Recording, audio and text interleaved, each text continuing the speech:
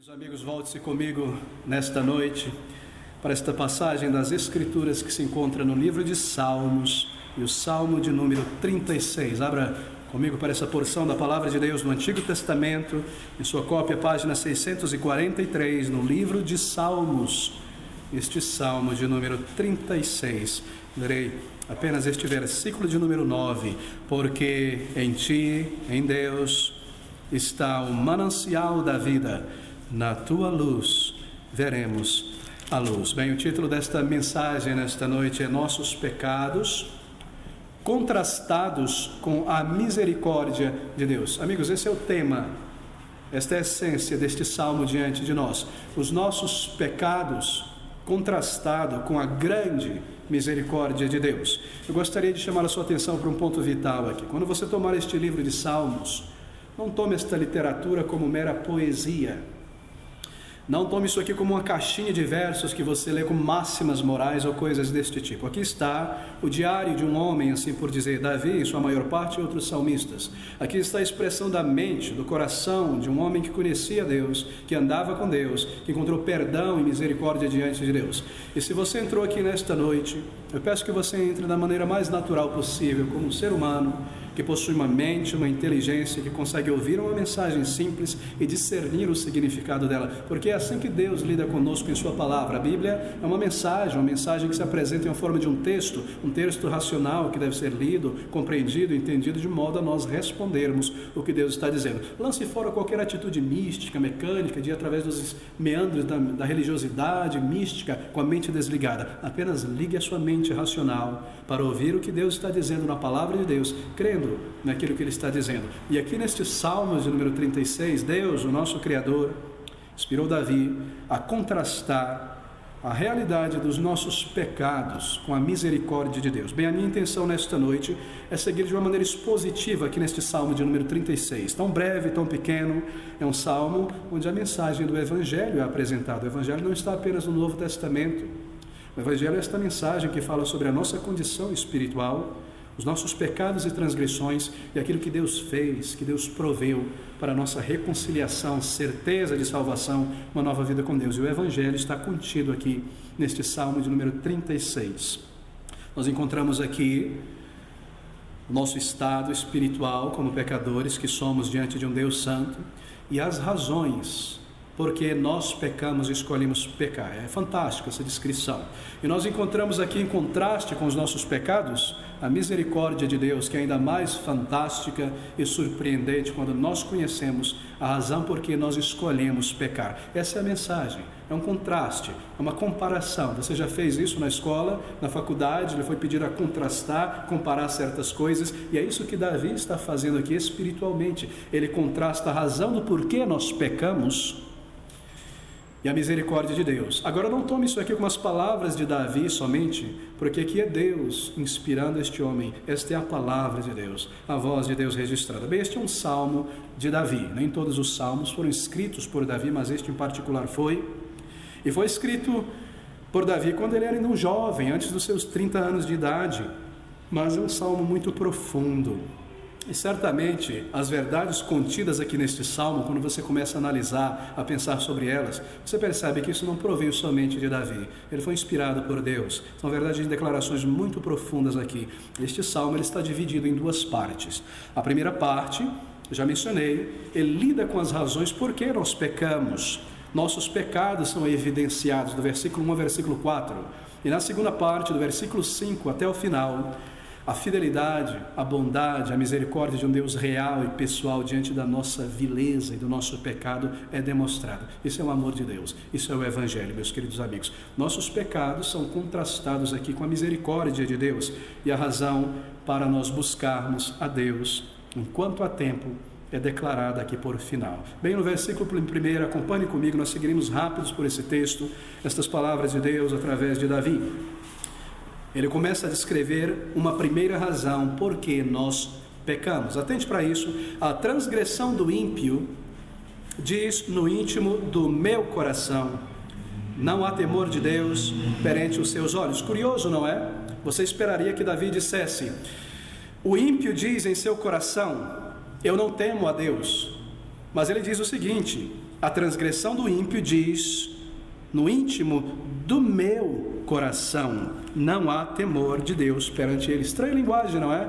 Maneira estranha de dizer. Nós esperaríamos que ele dissesse: eu vejo o ímpio, e o ímpio diz em seu coração: eu não temo a Deus, não há temor de Deus diante de mim. Mas ele diz: a transgressão do íntimo do ímpio diz: no íntimo de meu coração não há temor de Deus diante dele. E a razão dessas palavras é a seguinte: que as pessoas, meus amigos, normalmente, elas não dizem abertamente: eu não creio em Deus, eu não creio na existência, eu não temo a Deus, eu não busco a Deus. As pessoas não dizem isso abertamente. Poucas pessoas dizem, na verdade, isso, mas a maioria das pessoas dizem o seguinte: eu creio em Deus, eu acredito em Deus, mas então elas seguem para pecar abertamente contra Deus, de maneira ultrajante. Elas dizem: eu creio em Deus, eu creio na existência de Deus. Então elas seguem para entregar os seus corpos, as suas mentes ao pecado. E pecados abertos, ultrajantes diante da face de Deus. E assim Davi, ele está dizendo o seguinte: a transgressão do ímpio, diz: no íntimo do meu coração que não há temor de Deus perante os seus olhos. Em outras palavras, o pecado das pessoas, a maneira como estas pessoas vivem abertamente em pecados, me mostra que não há temor de Deus nelas. Me faz ver que, embora elas dizem crerem na existência de Deus, elas de fato não creem. Não há temor de Deus em seus corações. Observe outra vez: a transgressão, o pecado do ímpio, diz: no íntimo do meu coração não há temor de Deus perante os seus olhos. Eles não temem a Deus. A transgressão, a maneira como eles vivem abertamente em seus pecados, me faz ver que eles não creem de fato em Deus, que eles não temem a Deus, que eles não conhecem o Deus verdadeiro, o Deus que tudo vê. Eles não conhecem a santidade de Deus. Não há temor nesses homens e mulheres, porque eles se esqueceram de Deus. Porque se conhecessem a Deus, se crescem a Deus, eles não pecariam abertamente, ultrajantemente desta maneira. Isso não aconteceria. E esta é a primeira razão, diz o Espírito de Deus através de Davi. Por que nós pecamos? Porque não há temor a Deus em nossos corações. Sabe o que é temor a Deus? É profundo respeito, profundo amor por Deus. É um senso de que Ele é real, é um senso de que Deus existe e que Ele é verdadeiro naquilo que Ele diz, que Deus conhece todas as coisas e que Ele não é o Deus apenas que vê e sabe, Ele me vê, Ele é o Deus que me vê. E quando eu sei que isso é real e eu creio em um Deus pessoal, não uma energia abstrata, alguma coisa lá, um cara lá distante, um homem lá de cima, ele lá e eu cá, mas quando eu sei que Deus é real e presente, como a Bíblia o apresenta, Ele se apresenta, então há temor por Deus, temor por pecar contra Ele, por me afastar dEle, por ignorar a sua verdade.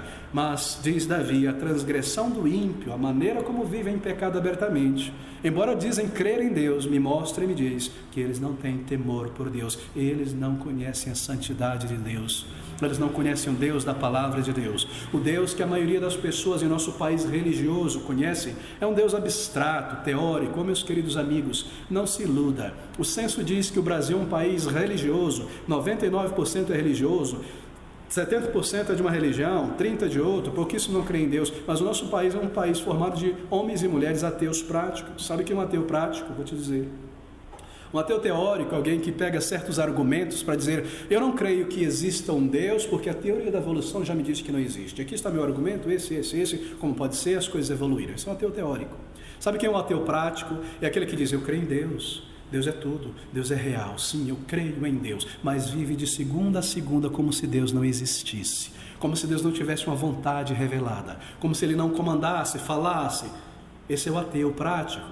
Ele diz que Deus existe, mas pela sua maneira de viver longe de Deus em pecados, ele prova que não teme a Deus. A transgressão do ímpio diz: no íntimo do meu coração não há temor de Deus perante os seus olhos. E essa é a primeira razão dada por Deus aqui em seu exame clínico do ser humano. Por que nós escolhemos pecar? Porque nós não tememos a Deus. Nós não cremos lá no fundo que Ele se importa, que Ele vai me julgar. É por isso que nós somos ousados em nosso pecado e nós seguimos em frente, nos afastando mais e mais de Deus. É o que Ele diz. O pecado das pessoas mostra que elas vivem abertamente como se Deus não existisse. Essa é a razão. Bem, se o pastor me perguntar, você acredita em Deus? Visitante, você crê? Eu vou responder, claro, eu acredito, eu digo que sim, sempre criei. Eu nasci crescendo, desde que eu sou um menino, eu tenho uma inclinação para as coisas espirituais, para Deus, me aproximar de Deus, mas eles realmente não creem, não temem o que Deus pensa sobre eles. Elas não temem o que Deus pensa sobre elas quando pecam. Elas não creem que um dia eu terei que me apresentar diante de Deus e prestar contas a meu Deus de meu pecado. Deus que vê todas as coisas. E essa é a primeira razão. Não há temor no íntimo de Deus em seus corações. Nós não pensamos sobre Deus. Deus não está em meu campo de consideração como um Deus real, pessoal, que vê, que se importa e que sabe todas as coisas. E quando nós estamos a ponto de fazer algo errado, me diga se isso não é verdade com você, é verdade com todos nós. Quando nós estamos a ponto de cometer um grande pecado contra Deus, e lá então vem da parte de Deus aquela voz na consciência que acende o alarme, que apita o alarme, porque não há temor de Deus em nossos corações. Então eu não pergunto: e quanto a Deus? Eu estou a ponto de cometer um grande pecado, porque não há temor de Deus em mim. Eu não pergunto: e quanto a Deus? Ele me vê? E quanto ao dia de julgamento, eu terei que prestar conta? Eu não pergunto estas coisas. Eu sou um incrédulo, eu sou um ateu prático vestido de religioso. Assim sou eu antes da conversão. E essa é a razão porque eu não considero isso.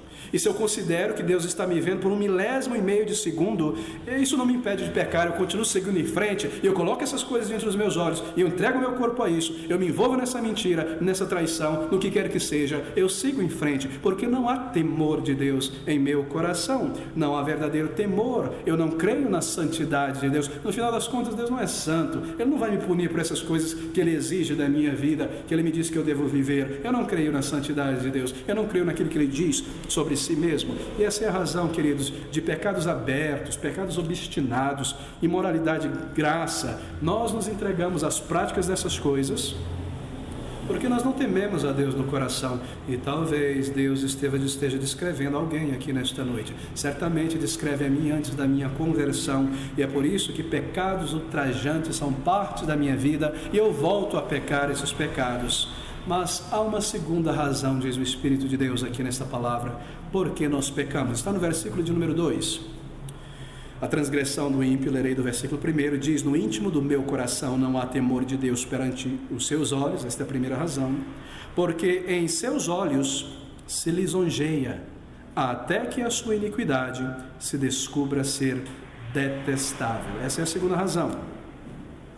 Pecar habitualmente, regularmente, sem temor do julgamento de Deus.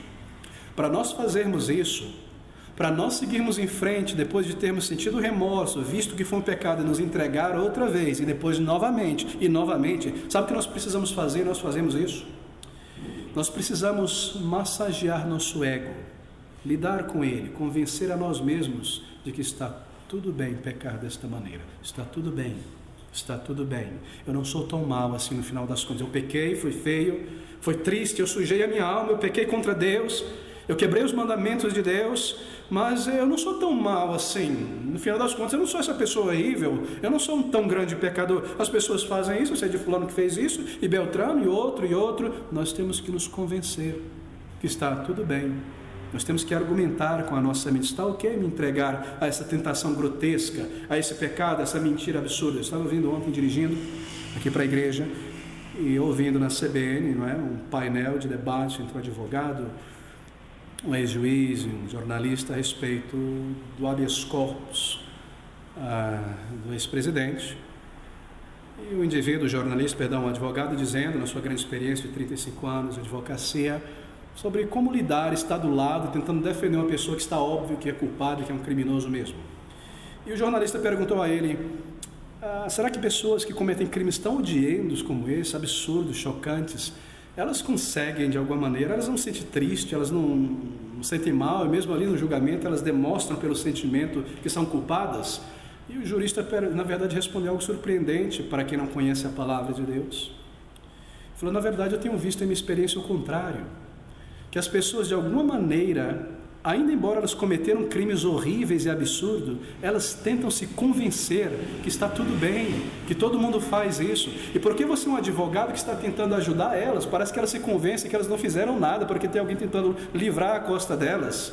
Assim somos nós. E aqui está a razão na palavra de Deus. Porque em seus olhos se lisonjeia, até que a sua iniquidade se descubra ser detestável. E muitas pessoas fazem isso.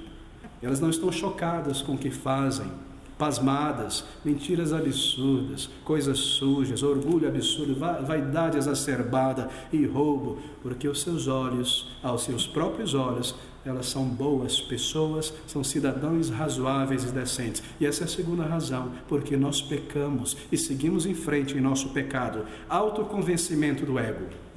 Uma visão, uma estima muito elevada de mim mesmo. E quando há uma pontadinha na consciência, isso que indica o versículo, parte B do versículo 2, até que a sua iniquidade se descubra ser detestável, até que a pessoa perceba o que é que eu fiz, como eu pequei, como eu me sujei, como eu ataquei pessoas, como eu fui tão vil, mesquinho, egoísta, um traidor, até que se descubra, se mostre odiando a sua iniquidade. Então logo nós nos desculpamos e dizemos, a culpa foi da maneira como eu fui criada, foi um momento, eu me vi ali naquela situação. Me lembro de um senhor na Inglaterra, conversando com ele, e ele me disse, Abner, que maneira incrível, eufemista de se desculpar. Hoje eu me vejo, evangelizando ele no ponto de ônibus, rapaz, hoje eu me vejo do lado errado da lei. Eu não sou um criminoso. Eu não soneguei, eu não menti, eu estou do lado errado da justiça no momento. Assim somos nós, não é verdade? Nós precisamos nos convencer que o nosso pecado está tudo bem. E nós nos desculpamos e dizemos que a culpa foi do meu pai, da maneira como eu fui criado, e do sistema, e porque não me deram isso, ou porque não me deram demais disso, ou porque fizeram aquilo. Não fui eu que escolhi, a culpa foi porque eu não tive isso, aquilo. Essa é a segunda razão. Nós precisamos, aos meus olhos, nos lisonjear, convencer que no final nós somos tão mal. E essa é a razão, meu querido amigo. Sabe o que é isso aqui? Esse é um exame de sangue. Você está esperando, você recebeu o resultado, né? A cartinha, abrir. É isso que Deus está fazendo. Ele está me dizendo, como Deus que me criou e que me viu pecar e que sabe o estado da minha alma, a declaração clínica espiritual dele de quem eu sou antes da conversão. Será que você toma esta verdade e diz, isso não é para mim, essa história é para boi dormir, igreja, o que é que eu estou fazendo aqui? Quero ir comer uma pizza, vamos embora. Você ouve o que Deus está dizendo, você toma isso como realidade, Ele conhece a tua alma, e aqui Ele está dizendo por que nós pecamos. Primeiro, nós dizemos crer em Deus, adorar a Deus, eu preciso de Deus, eu preciso desse gênio da lâmpada que me liberte de problemas, e quando eu não estou em problema Ele fica lá. Eu preciso de Deus, mas eu não tenho temor a Deus. E eu sigo em frente ao meu pecado, que eu vou me convencendo que está tudo bem. Está bem aqui diante de nós, porque em seus olhos se lisonjeia, até que a sua iniquidade se descubra ser detestável. E aí então na sequência uma terceira razão por que nós escolhemos pecar. Versículo 3, as palavras de sua boca são malícia e engano, deixou de entender e de fazer o bem. Significa... Bem, não parece estar claro aqui, mas isso é o que significa que nós construímos as suas regras, as nossas próprias regras. Observe, as palavras de sua boca são malícia e engano, deixou de entender e de fazer o bem. O que ele está dizendo é que uma outra razão por que nós vamos em frente a nossos pecados abertos contra Deus é que nós escrevemos o nosso padrão de moralidade. O que é certo e errado, nós fazemos isso continuamente. Nós não ouvimos a Deus em sua palavra. Esses 10 mandamentos eu não quero. Esses 10 mandamentos que me diz, não adulterarás, não fornicarás, honra teu pai e tua mãe, não furtarás, não matarás. Essas coisas, elas estão no meu caminho, das coisas que eu quero alcançar, experimentar, viver. Então o que eu faço? Eu preciso reescrever um código moral. Por quê? Porque eu não sou um animal, eu tenho uma alma, eu sou um ser social, eu preciso de um código moral, e esse código tem que ser dado por Deus. Meus queridos amigos, é muito fácil ensinar moralidade, até um ateu faz isso. Agora outra coisa é você encontrar uma base para a moral, para a ética. E se eu lanço fora a única base absoluta e verdadeira, então eu preciso construir a minha própria, senão as pessoas vão se destruir pela rua. E é isso que nós fazemos para pecar. Nós não ouvimos a Deus, nós não encaramos a sua lei e o seu padrão, nós criamos os nossos, Normalmente o nosso padrão de moralidade e ética é muito leve, não é? E é muito reduzido, muito pequeno. É baseado na ideia, Deus, esse é o meu código de moral, eu peco, mas Deus não se importa.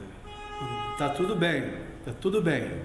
Eu lanço fora a realidade da palavra de Deus. E as regras que nós escrevemos para o nosso padrão de ética, elas são tão egoístas, na verdade, tão egoístas. Tem a ver essas regras com as coisas que nós, por isso elas são egoístas, com as coisas que nós não queremos que os outros façam conosco. Nós cremos nessas coisas, criamos o nosso padrão moral, mas é tão egoísta que esses artigos do nosso padrão de moralidade, nosso código de moralidade, tem a ver com coisas egoístas que nós não queremos que as pessoas façam conosco. Por exemplo, eu não quero que ninguém roube a minha propriedade, minhas coisas. Eu não quero que ninguém me fira, que me chute, que me esmurre, que me assassine. Então isso está mal, isso está banido do meu código. No final das contas, eu quero viver a minha vida. Muitas outras coisas, está tudo bem. A infidelidade está tudo bem. O orgulho, tudo bem. A mentira, a ira, o desprezo, a imoralidade, tudo bem, isso está fora do meu código de ética. E as coisas não são que são abomináveis, está tudo bem. Eu quero viver essas coisas. Elas fazem parte do que eu desejo.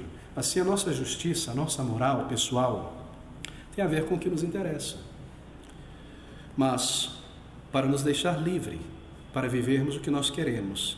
E essa, diz Deus, é uma razão porque nós pecamos. Nós escrevemos nossos padrões de moralidade. As palavras da sua boca são malícia e engano. Deixou de entender e de fazer o bem. Deixou de entender e de fazer o bem. Se você revisa, pense com seriedade sobre isso. Espero que esta mensagem não esteja soando ofensivo ao teu coração. Não é o meu desejo. Mas se nós não encararmos os fatos, nós estamos apenas sendo religiosos, brincando de igreja, de cristianismo. Aqui está a palavra de Deus. Ouça novamente. Deixou de entender e de fazer o bem. Se você revisa os padrões que Deus te deu, os 10 mandamentos, são os padrões. Então, sabe o que Deus está dizendo? Nós deixamos de ser sábios, nós nos tornamos nécios. Nós pegamos aquilo que é reto, elevado, justo, belo, correto, nós lançamos fora e nós caímos em tolices, em coisas nécias, em raciocínios absurdos, incompreensíveis. Eu me lembro, há muitos anos atrás, mais ou menos uns 19 anos atrás, na universidade, tinha um professor cursando História, que se achava um homem fantástico, embora era um grande intelecto. E naquele homem era perceptível esta sabedoria do mundo que se torna tolice. Eu me lembro lendo um texto de Theodor Adorno, um judeu francês, sobre semiótica, sobre significado de palavras, essas coisas, e ele tentando mostrar como as coisas são explicáveis de acordo com o contexto. E naquele período era o período em que estavam aqui no Brasil, já na Inglaterra também, tentando se legalizar a prostituição como profissão. Algo absurdo, algo chocante. E no raciocínio daquele grande intelecto da universidade, tentando justificar a prostituição como profissão, e de outros autores que com ele coadunavam, né, que ele gostava de citar, e a razão era, mas veja, pense na sociedade de uma maneira sociológica, o todo, as pessoas, a questão do sexo, a necessidade, era justificável a prostituição e o prostíbulo, porque o que é que o feio vai fazer? Para onde ele vai? Ele não consegue namorado, não consegue um esposo, então ele precisa de um prostíbulo. De outra maneira tem estupro, tem todo tipo de coisa. Deixou de entender, deixou de fazer o bem. Nós colocamos de lado os padrões elevados, puros, santos e retos da palavra de Deus, e nós nos tornamos nécios, nocivos na maneira em que raciocinamos. Meus queridos amigos, deixe-me chamar a tua atenção para este ponto fantástico e gigantesco da palavra de Deus. Nós temos aqui diante de nós, ali no Antigo Testamento, esses 10 mandamentos, não é verdade? É chamado de a lei moral de Deus. A lei que representa o caráter moral, santo, justo de um Deus verdadeiro, pessoal. Os 10 mandamentos. Agora, não pense nesses 10 mandamentos, talvez você já tenha lido, está lá em Êxodo, capítulo 20, em outros lugares, Deuteronômio. Não pense nesses 10 mandamentos como 10 proibições, 10 proibições, não farás, não farás, não farás, não farás. Não, meus queridos amigos. Ali está a mais positiva das coisas possíveis, dada por Deus, a raça humana. Sem esses padrões positivos de Deus nos 10 mandamentos, seria impossível viver em sociedade. As pessoas estariam se mordendo umas às outras, se destruindo umas às outras. Deus nos deu esse padrão, esses 10 mandamentos. Fidelidade, honestidade, respeito pela vida, pelo próximo, pela propriedade alheia, aquele que te criou, para manter a unidade da sociedade. E é porque nós estamos diluindo esses padrões e lançando fora o conhecimento de Deus, primeiro em nossas mentes, para seguir o nosso pecado, que a sociedade está como ela está. E vai piorar. Assim, a palavra de Deus é clara, e aqui está uma razão porque nós escolhemos pecar. Nós nos afastamos do padrão de Deus e reescrevemos o nosso próprio padrão. Mas há uma quarta razão aqui no versículo de número 4, eu devo correr agora. Projeta a malícia na sua cama, põe-se no caminho que não é bom, não aborrece o mal. Sabe o que ele está dizendo aqui? É uma maneira de dizer que o pecador, ele busca o pecado dia e noite, projeta a malícia mesmo na sua cama. Ele levanta, ele vive em busca de coisas, materiais, ele se afasta de Deus, e quando deita a sua cabeça na sua cama, projeta ainda a malícia. Como eu vou pecar mais? Como eu vou ganhar isso de alguém? Como eu vou tirar a oportunidade de fulano? Como eu vou extrair prazer de fulano? Como eu vou me elevar no meu cobertor, no meu travesseiro? Planeja, projeta a malícia na sua cama, e então levanta-se, põe-se no caminho que não é bom, não aborrece o mal. Às vezes as pessoas perguntam, por que fulano cometeu um pecado como esse? Uma grande desonestidade absurda como essa, fulano, como alguém poderia se envolver num negócio desse? E alguém responde, por que fulano, antes de responder, expande da pergunta, por que alguém se levou a uma vida como essa, de roubo, de engano, e mais engano, e mais engano, e mais mentira, e mais imoralidade? Como alguém se entregou a esse ponto? E alguém pode responder, foi por causa da sociedade em volta. Foi a criação desse rapaz nesse ambiente terrível. Não, diz a palavra de Deus aqui. Ela, se coloca no caminho que não é bom, não aborrece o mal. Em outras palavras, abraça o mal. Não deseja evitar o mal. Não aborrece o mal. Por que alguém se entregou a uma vida tão ímpia e tão infiel? Por que alguém se entregou ao homossexualismo? Está nos genes. Essa pessoa imoral, porque está no corpo dela, é a química, está nela, é o tipo de pessoa sanguínea, fleumática, etc. Não, diz a palavra de Deus. Se põe no caminho que não é bom, não aborrece, não detesta o mal. Por quê? Porque Deus, Ele está lá longe e eu estou aqui. Deus não vê, eu não creio de fato que Deus está me vendo nesse pecado. Eu não creio. Meus queridos amigos, deixe-me resumir esses pontos. Por que nós pecamos? Porque no fundo nós não cremos na santidade de Deus antes da conversão.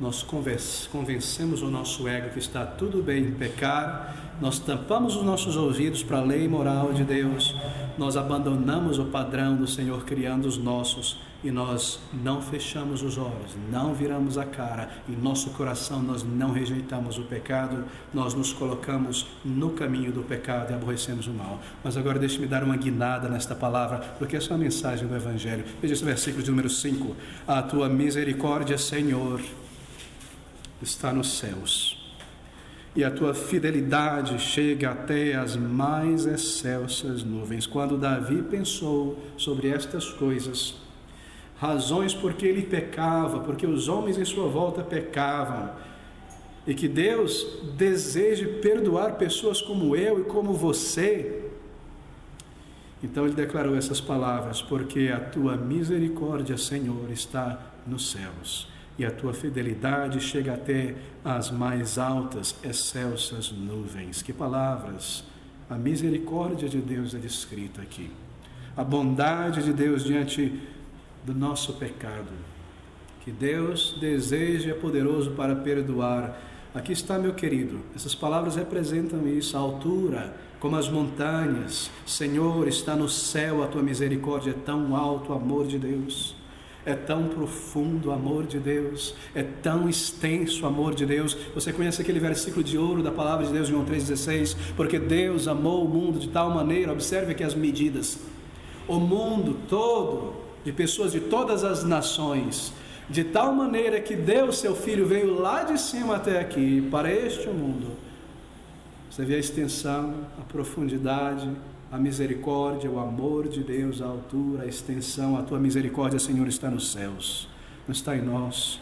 A tua fidelidade chega até as mais excelsas nuvens. Está no céu e desceu do céu à terra e se tornou um homem e tomou um corpo e a natureza humana, experimentou as agruras da morte naquela cruz de dor e agonia. É incrível pensar que naquela cruz ele me conhecia por nome, ele soube da minha história, ele me amou vendo através do meu pecado e ele desejou, escolheu levar o meu pecado e tudo que eu tenho descrito sobre o seu corpo e a sua alma e pagar e morrer. Isso é amor verdadeiro. É por isso que João, lá na sua primeira carta, diz: nisto está uma definição de amor, não que nós tenhamos amado a Deus, mas que Ele tenha nos amado e vindo a este mundo. O amor estava todo do lado dele, todo, completamente do lado dele. A tua misericórdia, Senhor, está no céu, Ele é a fonte, e a tua fidelidade chega até as mais excelsas nuvens. Que palavras tão belas. Versículo 6, a tua justiça, que pode melhor ser traduzido como fidelidade,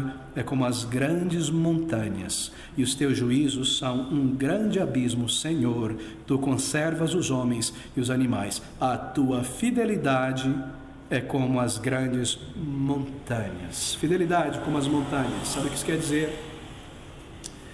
Deus, em sua maneira de aplicar ou dispensar a sua misericórdia mencionada no versículo anterior, Ele é firme, consistente como uma montanha. A tua fidelidade é como as grandes montanhas. Significa isso. Quando Deus dispensa perdão a um pecador arrependido, Deus é consistente em seu caráter. Ele é fiel, firme, permanente como as montanhas. Deixa-me tentar exemplificar isso. Se nesta noite eu ouço a palavra de Deus e o Espírito de Deus fala ao meu coração que eu sou um pecador, e eu encaro o meu pecado, eu abro o livro da vida, da minha vida, e digo: Senhor, eu sou realmente esse pecador. Essas palavras do Senhor me descrevem aqui. Ó meu Deus, eu sou um pecador, eu me arrependo. Deus, então, é isso que Ele está dizendo, Ele é fiel e consistente como uma montanha na maneira em que Ele irá me perdoar. Em outras palavras, Ele é fiel ao que Ele disse, que se eu me aproximar dEle como um pecador arrependido, Ele está firme em me perdoar. A tua fidelidade é como as grandes montanhas, ó Senhor.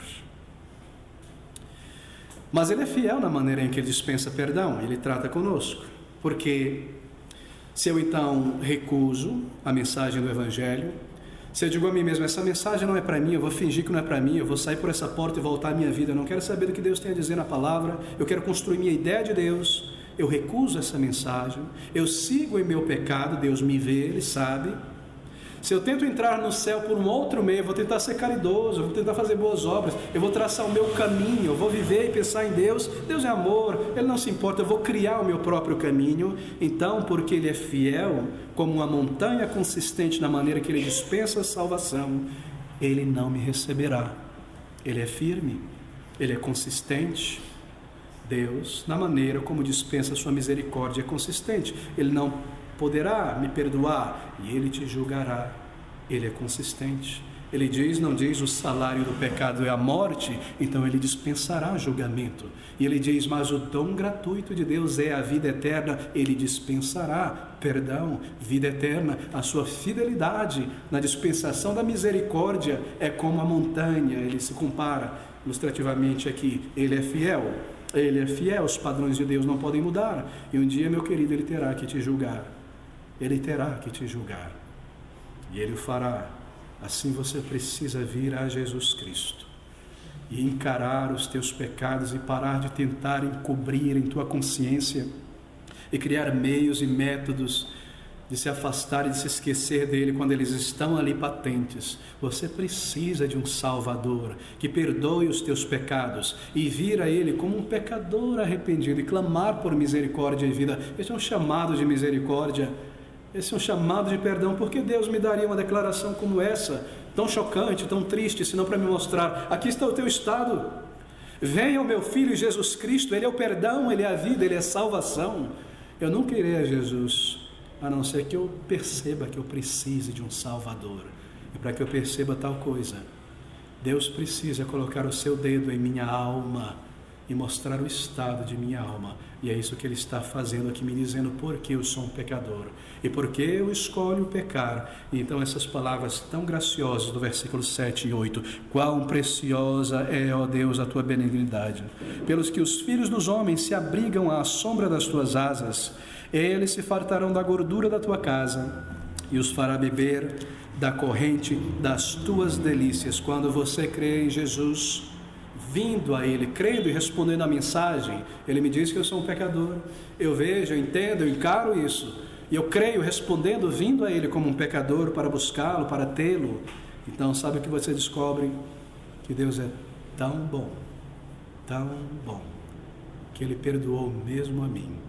E que Ele foi capaz de mudar tudo isso que está errado em mim. Ele é poderoso. E eu descubro estas coisas. Quão maravilhoso, este versículo fala sobre estas coisas. Quão preciosa é, ó Deus, a tua benignidade.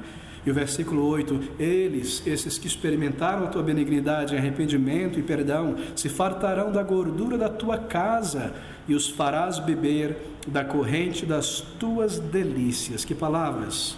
Que palavras! Fala sobre a provisão e o cuidado de Deus. Você será satisfeito, você será alimentado na casa de Deus.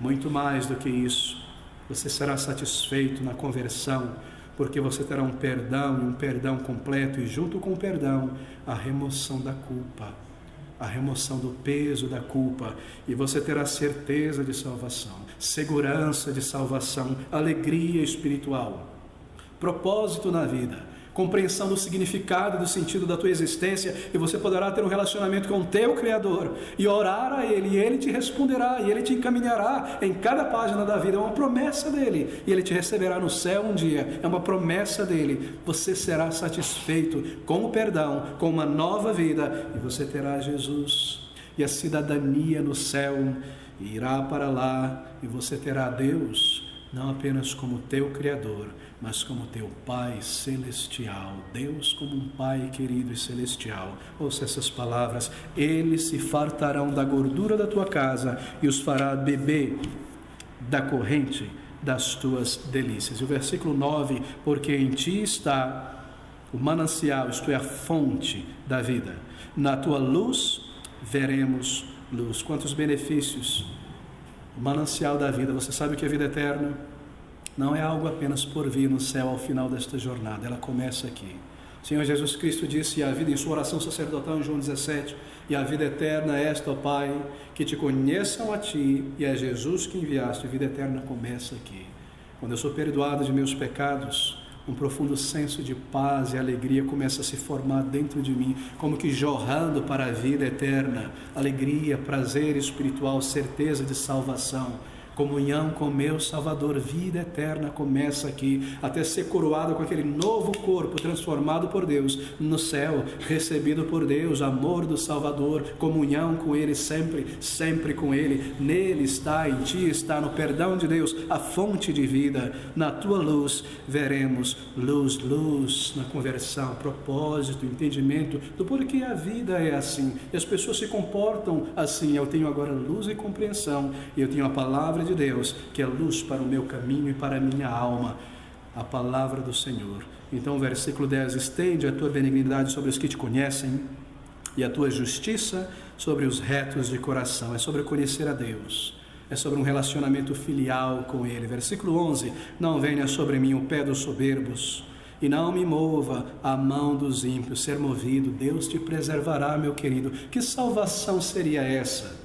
Se eu sou salvo hoje e amanhã eu posso perder a salvação. Que salvação é essa? Se a salvação não é chegar seguro até o porto seguro, aqui está uma promessa de que Ele te salvará e Ele te preservará até o final, porque isso de fato é salvação. Se Jesus me salva e eu me perco, Ele não é Salvador completo, mas Ele é o Salvador, e essa promessa é tão real e tão maravilhosa que eu posso descansar no Senhor. Mas se eu pecar, pastor, e se eu pecar, eu sei que eu irei pecar novamente, então eu tenho essa promessa de Cristo. Se confessardes os vossos pecados, Ele é fiel e justo para vos perdoar e vos purificar de toda iniquidade. Não me salvar novamente, mas me preservar do domínio do pecado e me guardar até aquele dia final em sua presença. Versículo de número 12, estas palavras finais. Ali caem os que praticam a iniquidade, cairão e não se poderão levantar. Será que em tua mente vem imediatamente a conexão com o Salmo de número 1? Ouça essas palavras do Salmo 1, os últimos versículos. Versículo 5. Por isso, os ímpios não subsistirão no juízo, nem os pecadores na congregação dos justos. Porque o Senhor conhece o caminho dos justos, salvos, justificados. Porém o caminho dos ímpios, rebeldes, que resistem ao Evangelho, perecerá. Os promotores do relativismo moral de nossa sociedade, eles não subsistirão no juízo. Sabe o que significa dizer? Eles não terão voz nem argumento diante de Deus naquela tribuna. Eles não subsistirão. Os promotores do relativismo moral, aqueles que desprezam a Deus e seu Cristo, os ateus religiosos práticos e todo orgulho cairão e não se poderão levantar. Cairão primeiro na morte, porque quando a luz deste mundo se apagar para você e a luz daquele novo mundo se acender, você estará na presença de Deus. Você terá que partir e eu também. Mas se você não conhece a Cristo, depois de ter caído na morte, então cairá no juízo de Deus. Meu querido, não haverá habeas corpus, não haverá missa, não haverá passeio, não haverá nada. Esse é um comando, Ele é fiel como a montanha. Ele declara e Ele o fará, esse é o Senhor. Mas veja essas palavras no versículo 5. A tua misericórdia, Senhor, está nos céus, e a tua fidelidade chega até as mais excelsas nuvens. Talvez você se encontre caído nesta noite pelo teu pecado, e você já foi muito longe. Você já entregou mente, corpo, coração e alma à prática e à vida do pecado.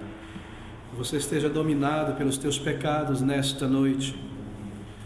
A imoralidade toma conta da mente e do coração.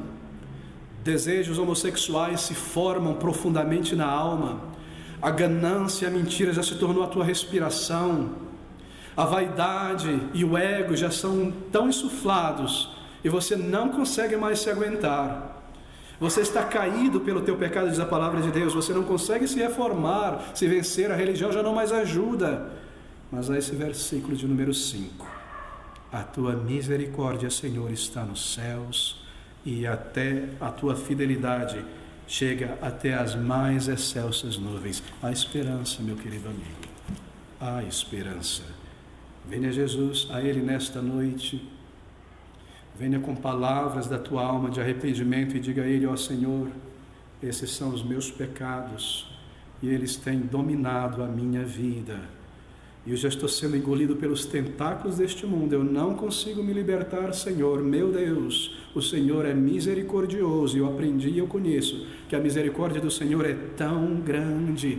Eu venho a Ti e eu me entrego a Ti como eu estou nesta noite. Eu venho com a minha vergonha e o meu pecado. Eu preciso de salvação. Eu venho temeroso, eu venho com o meu temor e a minha culpa. O Senhor perdoa homens, mulheres, jovens, crianças. Eu venho no meu estado, na minha idade. Eu venho a Ti como eu estou. Perdoa, transforma e salva a minha alma. O Senhor é misericordioso. Eu creio em Ti. Venha a Ele, meu querido amigo. Ore a Ele nesta noite. Ele te perdoará. Ele mudará você por dentro. Você entenderá estas coisas. Será como uma fonte de vida. Será como um novo começo. E você conhecerá o teu Deus e saberá que Ele é um Deus tão bom. Não permita que ninguém, nem nada em você, te prive da graça de Deus e da oportunidade de perdão. Nenhum pecado, nenhuma atração, nenhuma ambição esteja entre você e o amor do Salvador e o seu convite para viver nesta noite. Você vem a Ele, você o busca com sinceridade, você o encontra em arrependimento, você é salvo e você é salvo para sempre. Vamos orar juntos.